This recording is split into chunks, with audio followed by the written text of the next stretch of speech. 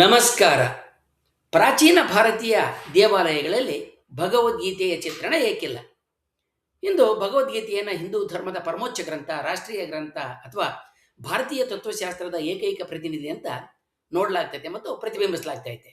ಆದರೆ ಪ್ರಾಚೀನ ಭಾರತದ ಭವ್ಯ ದೇವಾಲಯಗಳಾದಂಥ ಬಾದಾಮಿ, ಪಟ್ಟದಕಲ್ಲು, ಎಲ್ಲೋರ, ಖಜುರಾಹೋ ಹಾಗೆಯೇ ತಂಜಾವೂರು ಸೇರಿದಂತೆ ಬಹಳ ಪ್ರಸಿದ್ಧವಾದಂಥ ದೇವಾಲಯಗಳಲ್ಲಿ ಶಿಲ್ಪಕಲೆಯನ್ನು ನಾವು ಸೂಕ್ಷ್ಮವಾಗಿ ಗಮನಿಸಿದರೆ ಗೀತೋಪದೇಶದ ದೃಶ್ಯ ಸಂಪೂರ್ಣವಾಗಿ ಕಾಣೆಯಾಗಿರೋದು ನಮ್ಮಲ್ಲಿ ಸೋಜಿಗವನ್ನು ಮೂಡಿಸ್ತತೆ. ಭಾರತೀಯ ಸಂಸ್ಕೃತಿಯಲ್ಲಿ ದೇವಾಲಯಗಳು ಕೇವಲ ಪ್ರಾರ್ಥನೆಯ ಮಂದಿರಗಳಲ್ಲ, ಅವು ಕಲ್ಲುಗಳಲ್ಲಿ ಕೆತ್ತಲಾದಂಥ ಜ್ಞಾನಕೋಶಗಳು, ವೇದ, ಉಪನಿಷತ್ತು ಮತ್ತು ಪುರಾಣಗಳ ಕಥೆಗಳನ್ನು ದೃಶ್ಯ ರೂಪಕ್ಕೆ ತಂದು ಸಾಮಾನ್ಯ ಜನರಿಗೂ ಕೂಡ ಧರ್ಮದ ಅರಿವನ್ನು ಮೂಡಿಸಲು ಇವು ಮುಖ್ಯವಾದಂಥ ಪಾತ್ರವನ್ನು ವಹಿಸುತ್ತವೆ ಅಂತೇಳಿ ಇತಿಹಾಸಕಾರರು, ಸಂಸ್ಕೃತಿ ಚಿಂತಕರು ಅಭಿಪ್ರಾಯಪಟ್ಟಿದ್ದಾರೆ. ಇಂತಹ ಸಂದರ್ಭದಲ್ಲಿ ಹಿಂದೂ ಧರ್ಮದ ಶಿರೋಮಣಿ ಅಂತ ಈಗ ಹೇಳಲಾಗ್ತಾ ಇರುವ ಭಗವದ್ಗೀತೆ ಪ್ರಾಚೀನ ದೇವಾಲಯಗಳ ಶಿಲ್ಪಕಲೆಗಳಲ್ಲಿ ಎಲ್ಲೂ ಕಾಣಿಸ್ತಾ ಇರತಕ್ಕಂಥದ್ದು ನಮಗೆ ಬಹಳ ಸೋಜಿಗದ ಮತ್ತು ಕುತೂಹಲಕರ ಸಂಗತಿಯಾಗಿ ಕಾಣಿಸ್ಕೊಳ್ತದೆ. ಕುರುಕ್ಷೇತ್ರದ ಯುದ್ಧ ಭೂಮಿಯಲ್ಲಿ ಕೃಷ್ಣ ಅರ್ಜುನನಿಗೆ ಗೀತೋಪದೇಶ ಮಾಡ್ತಕ್ಕಂಥ ದೃಶ್ಯ ಇಂದು ನಮಗೆ ಅತ್ಯಂತ ಪರಿಚಿತವಾಗಿದ್ದರೂ ಕೂಡ ಪ್ರಾಚೀನ ಶಿಲ್ಪಿಗಳು ಇದನ್ನು ಕಲ್ಲಿನಲ್ಲಿ ಕಡಿಯೋದಕ್ಕೆ ಹೆಚ್ಚು ಆಸಕ್ತಿಯನ್ನು ತೋರಿಸ್ತಲ್ಲ ಏಕೆ ಅನ್ನುವ ಪ್ರಶ್ನೆಗಳಿಗೆ ಹಲವು ಆಯಾಮಗಳಿದ್ದಾವೆ.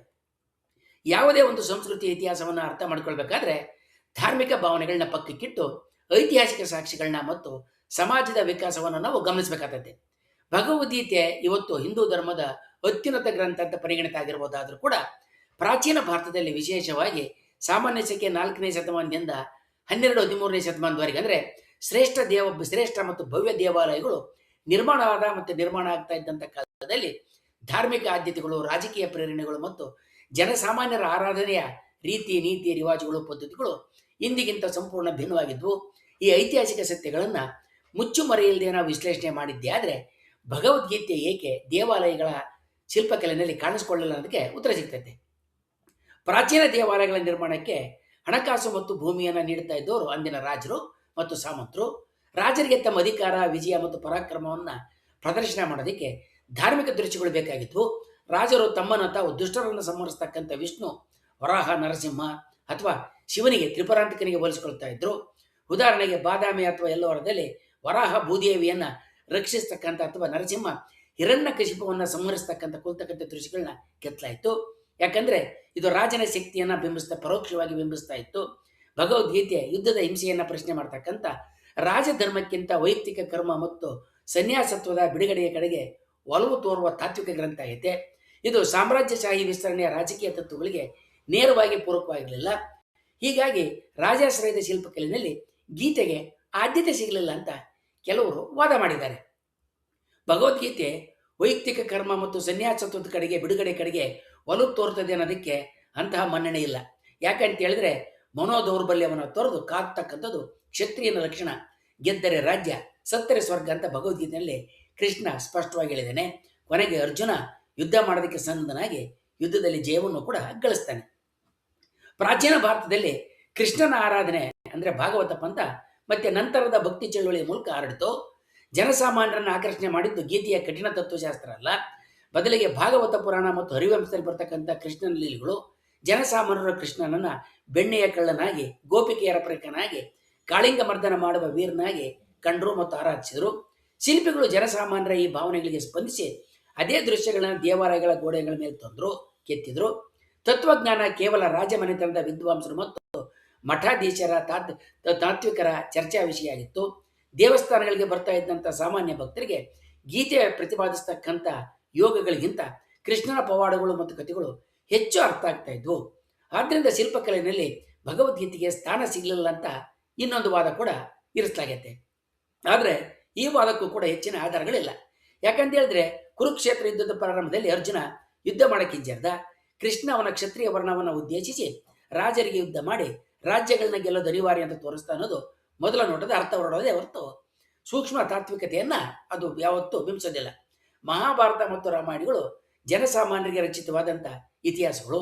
ಸಾರ್ವಜನಿಕವಾಗಿ ಪ್ರವಚನ ಮಾಡೋದಕ್ಕೆ ಬಳಸ್ತಾ ಇದ್ದಂಥ ಮಹಾಕಾವ್ಯದ ಒಂದು ಭಾಗವಾದ ಭಗವದ್ಗೀತೆ ಸಾಮಾನ್ಯ ಸಂಸ್ಕೃತ ಜ್ಞಾನವಿದ್ದ ಯಾರಿಗೂ ಬೇಕಾದರೂ ಅರ್ಥವಾಗ್ತಾ ಇತ್ತು. ಆದ್ದರಿಂದ ಇದಕ್ಕೆ ಉನ್ನತ ಮಟ್ಟದ ತಾತ್ವಿಕ ಜ್ಞಾನ ಬೇಕಿತ್ತು ಅನ್ನೋದು ಒಂದು ಸುಳ್ಳುವಾದ.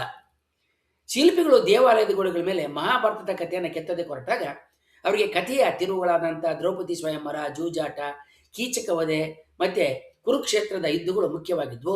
ಅರ್ಜುನ ರಥದಲ್ಲಿ ಕೈ ಮುಗಿದು ಕುಳಿತಿದ್ದಾನೆ, ಕೃಷ್ಣ ಕೈ ಎತ್ತಿ ಉಪದೇಶ ಮಾಡ್ತಾ ಇದ್ದಾನೆ. ಈ ಒಂದು ದೃಶ್ಯವನ್ನು ಕಲ್ಲಿನಲ್ಲಿ ಕೆತ್ತಿದ್ರೆ ಅದು ಗೀತೋಪದೇಶನೋ ಅಥವಾ ಯುದ್ಧದ ಮೊದಲು ಇಬ್ಬರು ನಾಯಕರು ಚರ್ಚೆ ಮಾಡ್ತಾ ಇರ್ತಕ್ಕಂಥ ದೃಶ್ಯವಂತ ಗುರುತಿಸೋದು ಕಷ್ಟ. ಶಿಲ್ಪಕಲೆ ಮಾತುಗಳನ್ನ ದಾಟಿಸಲಾರದು, ಮಾತುಗಳನ್ನ ಹೇಳಲಾರದು. ಅದು ಕೇವಲ ಸ್ಥಿತಿ ಅಥವಾ ಕ್ರಿಯೆಯನ್ನು ಮಾತ್ರ ತೋರಿಸಬಹುದು. ಸುದೀರ್ಘ ಸಂವಾದವನ್ನ ಒಂದೇ ಒಂದು ಕಲ್ಲಿನ ಚೌಕಟ್ಟಿನಲ್ಲಿ ಬಂಧಿಸೋದು ಕಲಾತ್ಮಕವಾಗಿ ಅಸಾಧ್ಯವಾಗಿತ್ತು. ಆದ್ರಿಂದ ಭಗವದ್ಗೀತೆ ದೇವಾಲಯದ ಶಿಲ್ಪಕಲೆಗಳಲ್ಲಿ ಕಾಣಿಸ್ಕೊಳ್ಳಿಲ್ಲ ಅಂತಕ್ಕಂಥ ಮೂರನೇ ವಾದ ಕೂಡ ಇದೆ. ಈ ವಾದ ಕೂಡ ಒಪ್ಪುವಂಗಿಲ್ಲ. ಯಾಕಂದ್ರೆ ಭಾರತೀಯ ಶಿಲ್ಪಿಗಳಿಗೆ ಅಸಾಧ್ಯವಾದನ್ನ ಸಾಧ್ಯವಾಗಿಸ್ತಕ್ಕಂಥ ಅದ್ಭುತ ಕಲಾ ನೈಪುಣ್ಯ ಇತ್ತು. ಕೇವಲ ಎರಡು ಪಾತ್ರಗಳ ಮಾತುಕತೆಯನ್ನಷ್ಟೇ ಅಲ್ಲ, ಅದರಲ್ಲಿರುವ ವೈಚಾರಿಕ ಸಂಘರ್ಷ, ಅರ್ಜುನನ ಗೊಂದಲ, ಕೃಷ್ಣನ ವಿಶ್ವರೂಪ ದರ್ಶನ ಮತ್ತು ಆಮೇಲಿನ ಭೀಕರ ವಿಜಯೋತ್ಸಾಹ ಇವೆಲ್ಲವನ್ನ 3-4 ಸರಣಿ ಫಲಕಗಳಲ್ಲಿ ಅತ್ಯಂತ ನಾಟಕೀಯವಾಗಿ ವೀರರಸ ತುಂಬಿ ಕೆತ್ತೋದಕ್ಕೆ ಖಂಡಿತವಾಗಿಯೂ ಸಾಧ್ಯ ಇತ್ತು ಮತ್ತು ಅದು ಅದ್ಭುತವಾದಂತಹ ದೃಶ್ಯ ಕಾವ್ಯ ಕೂಡ ಆಗ್ತಾ ಇತ್ತು. ಪ್ರಾಚೀನ ಭಾರತೀಯ ಸಮಾಜ ಸಂಪೂರ್ಣವಾಗಿ ಪುರಾಣ ಆಧಾರ ಆಗಿತ್ತು. ಜನಸಾಮಾನ್ಯರಿಗೆ ಶಿವಪುರಾಣ, ವಿಷ್ಣು ಪುರಾಣ ಮತ್ತು ಭಾಗವತ ಪುರಾಣಗಳ ಕಥೆಗಳು ಹೆಚ್ಚು ಅರ್ಥವಾಗ್ತಾ ಇದ್ವು. ಅವೇ ಧರ್ಮ ಆಗಿದ್ವು. ರಾಜರು ದೇವಾಲಯಗಳನ್ನ ಕಟ್ಟಿದ್ದೆ ಈ ಪುರಾಣಗಳ ಕಥೆಗಳನ್ನ ಕಲ್ಲಿನಲ್ಲಿ ಬಿಂಬಿಸೋದಕ್ಕೆ. ಗೀತೆಯ ಪುರಾಣಗಳ ರೀತಿಯಲ್ಲಿ ಜನಸಾಮಾನ್ಯರ ನಿತ್ಯ ಜೀವನದ ಆಚರಣೆ ಅಥವಾ ಹಬ್ಬ ಹರಿದಿನಗಳ ಭಾಗ ಆಗಿರಲಿಲ್ಲ. ಗೀತೆ ಕೇವಲ ದಾರ್ಶನಿಕ ಸಂಘರ್ಷಗಳಿಗಾಗಿ ಮಠಾಧೀಶರು ಮತ್ತೆ ಭಾಷ್ಯಕಾರರು, ಆಚಾರ್ಯರು, ಶಂಕರ, ರಾಮಾನುಜ, ಮಧ್ವಾಚಾರ್ಯರು ಬಳಸ್ತಾ ಇದ್ದಂಥ ಒಂದು ಸೈದ್ಧಾಂತಿಕ ಪಠ್ಯ ಹೊರತು ಸಾರ್ವಜನಿಕ ಆರಾಧನೆ ಅಥವಾ ಭಕ್ತಿಯ ವಸ್ತು ಆಗಿರಲಿಲ್ಲ ಅನ್ನುವ ಇನ್ನೊಂದು ವಾದ ಕೂಡ ಇದೆ. ಈ ವಾದದಲ್ಲಿ ಸ್ವಲ್ಪ ಹುರುಳಿದೆ ಆದರೂ ಕೂಡ ಮಹಾಭಾರತದ ದೃಷ್ಟಿಯಿಂದ ಭಗವದ್ಗೀತೆ ಮತ್ತು ಕುರುಕ್ಷೇತ್ರ ಯುದ್ಧ ಒಂದು ಪ್ರಮುಖ ಘಟನೆಯಾಗಿ ಕಾಣಿಸ್ತದೆಯೇ ಹೊರತು ಅದು ಯಾವಾಗಲೂ ತಾತ್ವಿಕ ದರ್ಶನವಾಗಿಯೇ ಕಾಣ್ತಕ್ಕಂಥ ಅಗತ್ಯ ಇರಲಿಲ್ಲ. ಭಗವದ್ಗೀತೆಯ ಇತಿಹಾಸದಲ್ಲಿ ಅತ್ಯಂತ ದೊಡ್ಡ ತಿರುವು ಬಂದಿದ್ದು ಬ್ರಿಟಿಷರ ಆಡಳಿತಾವಧಿಯಲ್ಲಿ ಅಂತ ನಾವು ಸುಲಭ ಗುರುತಿಸಬಹುದು. ಸಾಮಾನ್ಯ ಶಕೆ 1785ರಲ್ಲಿ ಈಸ್ಟ್ ಇಂಡಿಯಾ ಕಂಪನಿಯ ಗವರ್ನರ್ ಜನರಲ್ ವಾರನ್ ಹೇಸ್ಟಿಂಗ್ಸ್ನ ಪ್ರೋತ್ಸಾಹ ಮತ್ತು ಉತ್ತೇಜನದ ಜೊತೆಗೆ ಚಾರ್ಲ್ಸ್ ವಿಲ್ಕಿನ್ಸ್ ಅನ್ನೋತ ಭಗವದ್ಗೀತೆಯನ್ನ ಮೊದಲ ಬಾರಿಗೆ ಇಂಗ್ಲಿಷ್ಗೆ ಅನುವಾದ ಮಾಡ್ತಾನೆ. ಬ್ರಿಟಿಷರಿಗೆ ಭಾರತೀಯರನ್ನ ಸುಲಭವಾಗಿ ಆಳೋದಕ್ಕೆ ಮತ್ತು ನಿಯಂತ್ರಿಸೋದಕ್ಕೆ ಅವರದ್ದೇ ಆದ ಒಂದು ಪವಿತ್ರ ಗ್ರಂಥ ಬೇಕಾಗಿರ್ತೈತೆ. ಕ್ರಿಶ್ಚಿಯನ್ನರಿಗೆ ಬೈಬಲ್ಲು, ಮುಸ್ಲಿಮರಿಗೆ ಕುರಾನ್ ಇರೋ ರೀತಿಯಲ್ಲಿ ವೈವಿಧ್ಯಮಯ ನಂಬಿಕೆಗಳನ್ನು ಹೊಂದಿದ್ದ ಹಿಂದೂ ಧರ್ಮವನ್ನು ಒಂದೇ ಸೂರಿನಡಿ ತರಬಲ್ಲಂತ ಒಂದು ನಿರ್ದಿಷ್ಟವಾದಂಥ ಪುಸ್ತಕಕ್ಕೆ ಅವರು ಹುಡುಕಾಡ್ತಾ ಇರ್ತಾರೆ. ಆ ಹುಡುಕಾಟ ಟೈಮಲ್ಲೇ ಚಾರ್ಲ್ಸ್ ವಿಲ್ಕಿನ್ಸು ಮತ್ತೆ ಹಾಗೇನೆ ವಾರನ್ ಹೇಸ್ಟಿಂಗ್ಸು ಇಬ್ಬರಿಗೂ ಕೂಡ ಗೀತೆಯಲ್ಲಿರ್ತಕ್ಕಂಥ ತತ್ವಗಳು ಮತ್ತು ಅದರ ಸನ್ನಿವೇಶ ಬಹಳ ಮೆಚ್ಚುಗೆ ಆಗಿರ್ತೈತೆ. ಇಂತಹ ಸಂದರ್ಭದಲ್ಲಿ ಬ್ರಿಟಿಷರಿಗೆ ಅತ್ಯಂತ ಸೂಕ್ತವಾಗಿ ಕಂಡಿದ್ದೇನೆ ಭಗವದ್ಗೀತೆ. ಬ್ರಿಟಿಷರು ಇದನ್ನು ಮುದ್ರಿಸಿ ವ್ಯಾಪಕವಾಗಿ ಪ್ರಚಾರ ಮಾಡ್ತಾರೆ ಮತ್ತು ನ್ಯಾಯಾಲಯದಲ್ಲಿ ಹಿಂದೂಗಳು ಇದರ ಮೇಲೇ ಪ್ರಮಾಣ ವಚನ ಸ್ವೀಕರಿಸುವ ರೀತಿಯಲ್ಲಿ ನಿಯಮವನ್ನು ಮಾಡ್ತಾರೆ. ಅಲ್ಲಿಯವರೆಗೆ ಹಿಂದೂ ಧರ್ಮದಲ್ಲಿ ಇಂತಹ ಯಾವುದೇ ಏಕೈಕ ಪವಿತ್ರ ಗ್ರಂಥದ ಕಲ್ಪನೆ ಜನಸಾಮಾನ್ಯರಲ್ಲಿ ಮಾತ್ರ ಅಲ್ಲ, ಆಚಾರ್ಯರಲ್ಲೂ ಕೂಡ ಇರಲಿಲ್ಲ. 19 ಮತ್ತು 20ನೇ ಶತಮಾನದ ಭಾರತೀಯ ರಾಷ್ಟ್ರೀಯ ಹೋರಾಟದ ಸಂದರ್ಭದಲ್ಲಿ, ಸ್ವಾತಂತ್ರ್ಯ ಸಂಗ್ರಾಮ ಹೋರಾಟದ ಸಂದರ್ಭದಲ್ಲಿ ಬ್ರಿಟಿಷರ ವಿರುದ್ಧ ಇಡೀ ದೇಶವನ್ನು ಒಗ್ಗೂಡಿಸೋದಕ್ಕೆ ನಾಯಕರಿಗೆ ಒಂದು ಶಕ್ತಿಯುತವಾದಂಥ ಸಾಂಸ್ಕೃತಿಕವಾದಂಥ ಕಳೆದುಕೊಂಡ ನೈಜ ಸ್ವಂತ ಆಸ್ತಿಯನ್ನ ಹೋರಾಟದ ಮೂಲಕ ಪಡೆಯುವಂಥ ಒಂದು ಸಂಕೇತದ ಅಗತ್ಯ ಇತ್ತು. ಇದಕ್ಕೆ ಭಗವದ್ಗೀತೆ ಒಂದು ಉತ್ತಮವಾದ ಪ್ರತೀಕ ಆಗಿತ್ತು. ಸ್ವಾಮಿ ವಿವೇಕಾನಂದರು ಗೀತೆಯನ್ನು ಬೋಧಿಸಿ ಕ್ರಿಯಾಶೀಲಗೊಳಿಸುವ ಸಂಗತಿಯನ್ನ ರಾಷ್ಟ್ರೀಯ ಜಾಗೃತಿಯ ಕೇಂದ್ರ ಬಿಂದುವನ್ನಾಗಿ ಮಾಡೋದಕ್ಕೆ ತಮ್ಮ ಭಾಷಣದ ಮೂಲಕ ಯತ್ನಿಸಿದರು. ಅದನ್ನ ಗೀತಾಚಾರ್ಯ ಕೃಷ್ಣನನ್ನ ಅವರು ವೈಭವೀಕರಿಸಿದರು. ಹಾಗೆಯೇ ಲೋಕಮಾನ್ಯ ತಿಲಕರ ಗೀತಾ ರಹಸ್ಯ ಕೃತಿ ಬ್ರಿಟಿಷರ ವಿರುದ್ಧದ ಸಕ್ರಿಯ ರಾಜಕೀಯ ಹೋರಾಟಕ್ಕೆ ಅಂದರೆ ಕರ್ಮಯೋಗಕ್ಕೆ ಪ್ರೇರಣೆಯಾಗಿ ಬಳಕೆಯಾಯಿತು.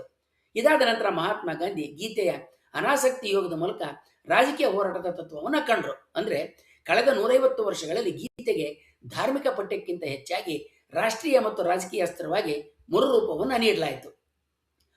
ಈ ಆಧುನಿಕ ರಾಜಕೀಯ ಅಗತ್ಯವೇ ಗೀತೆಯನ್ನ ಜಗತ್ತಿನ ಅತ್ಯುನ್ನತ ಸ್ಥಾನಕ್ಕೆ ತಂದು ನಿಲ್ಲುವಂತೆ ಮಾಡಿತು. ಹಾಗೆ ಭಾರತೀಯರು ಅದು ಭಾರತದ ಹಿಂದೂ ಧರ್ಮವನ್ನು ಪ್ರತಿನಿಧಿಸ್ತಕ್ಕಂಥ ಗ್ರಂಥ ಅಂತಕ್ಕಂಥ ಒಂದು ರೀತಿಯ ಭ್ರಮೆಯನ್ನು ಮೂಡಿಸೋದಕ್ಕೂ ಕೂಡ ಕಾರಣ ಆಯಿತು. 20ನೇ ಶತಮಾನದ ಉತ್ತರಾರ್ಧದಲ್ಲಿ ಭಕ್ತಿ ವೇದಾಂತ ಸ್ವಾಮಿ ಪ್ರಭುಪಾದರು ಸ್ಥಾಪನೆ ಮಾಡಿದಂಥ ಇಸ್ಕಾನ್ ಸಂಸ್ಥೆ ಭಗವದ್ಗೀತೆಯ ಯಥಾರೂಪವನ್ನು ಜಗತ್ತಿನಲ್ಲಿ ಕೋಟ್ಯಾಂತರ ಪ್ರತಿಗಳನ್ನ ಹಂಚಿದ್ರು. ಕೃಷ್ಣ ಹಲವಾರು 16 ಭಾಷೆಗಳಲ್ಲಿ ಹಂಚಿದ್ರು. ಕೃಷ್ಣ ಮತ್ತು ಅರ್ಜುನ ರಥದಲ್ಲಿ ನಿಂತಿರ್ತಕ್ಕಂಥ ಈ ಒಂದು ನಿರ್ದಿಷ್ಟ ದೃಶ್ಯವನ್ನ ಜಗತ್ತಿನ ಎಲ್ಲ ಕಡೆ ಅತ್ಯಂತ ಪ್ರಭಾವಶಾಲಿಯಾಗಿ ಬ್ರಾಂಡ್ ಮಾಡಿದ್ದು ಇಸ್ಕಾನ್ ಹಾಗೆಯೇ ಅಂತ ಇತರ ಆಧುನಿಕ ಸಂಸ್ಥೆಗಳು. ಕೊನೆಯದಾಗಿ ನಾವು ಭಗವದ್ಗೀತೆ ಏಕೆ ದೇವಾಲಯದ ಶಿಲ್ಪಗಳಲ್ಲಿ ಕಾಣಿಸಿಕೊಳ್ಳಿಲ್ಲ ಎನ್ನುವುದಕ್ಕೆ ಈ ಸಾಮಾಜಿಕ ಧಾರ್ಮಿಕ ಕಾರಣಗಳನ್ನ ಕೂಡ ಇತರ ಧಾರ್ಮಿಕ ಸಾಮಾಜಿಕ ಕಾರಣಗಳು ಕೂಡ ಹುಡುಕ್ಬೋದು. ಇಂದಿನ ಧಾರ್ಮಿಕ ಚೌಕಟ್ಟಿನಲ್ಲಿ ನಿಂತು ನೋಡಿದಾಗ ನಮಗೆ ಇದು ಅಚ್ಚರಿ ಅನಿಸಿದ್ರು ಕೂಡ ಇತಿಹಾಸದ ಕಟು ವಾಸ್ತವ ಏನಂತ ಹೇಳಿದ್ರೆ ಭಗವದ್ಗೀತೆಗೆ ಇಂದು ಇರುವ ಈ ಜಾಗತಿಕ ಮತ್ತು ಸರ್ವವ್ಯಾಪಿ ವೈಭವೀಕರಣ ಕಳೆದ ಕೇವಲ 200 ವರ್ಷಗಳ ಇತಿಹಾಸವಷ್ಟೇ ಪ್ರಾಚೀನ ಮತ್ತು ಮಧ್ಯಕಾಲೀನ ಭಾರತದ ಸಮಾಜದಲ್ಲಿ ಗೀತೆಗೆ ಇಷ್ಟೊಂದು ಸಾರ್ವತ್ರಿಕ ಮಹತ್ವ ಇರಲೇ ಇಲ್ಲ ಅನ್ನೋದೇ ದೇವಾಲಯಗಳಲ್ಲಿ ಅದು ಕಾಣಿಸ್ಕೊಳ್ಳದೆ ಇರೋದಕ್ಕೆ ಇರುವಂತಹ ನಿಜವಾದ ಕಾರಣ ಅಂತ ನಾವು ತಿಳ್ಕೋಬಹುದು. ಮುಂದಿನ ವಿಡಿಯೋದಲ್ಲಿ ನಾವು ಈಗ ವೈಭವೀಕರಿಸಲ್ಪಟ್ಟಿರುವ ಜನ ತಮ್ಮದು ಅನನ್ಯ ಅಂತ ಭಾವಿಸ್ತಕ್ಕಂಥ ಯೋಗಾಸನಗಳು ದೇವಸ್ಥಾನದ ಶಿಲ್ಪಕಲೆಯಲ್ಲಿ ಏಕೆ ಕಾಣಿಸಿಕೊಂಡಿದ್ರು ಅವು ಏಕೆ ಕೇವಲ ಸೀಮಿತ ಆಸನಗಳಿಗೆ ಮಾತ್ರ ಸೀಮಿತ ಆಗಿದ್ದಾವೆ ಅನ್ನೋದನ್ನ ಮುಂದಿನ ಇನ್ನೊಂದು ವಿಡಿಯೋದಲ್ಲಿ ನೋಡೋಣ. ವಂದನೆಗಳೊಂದಿಗೆ.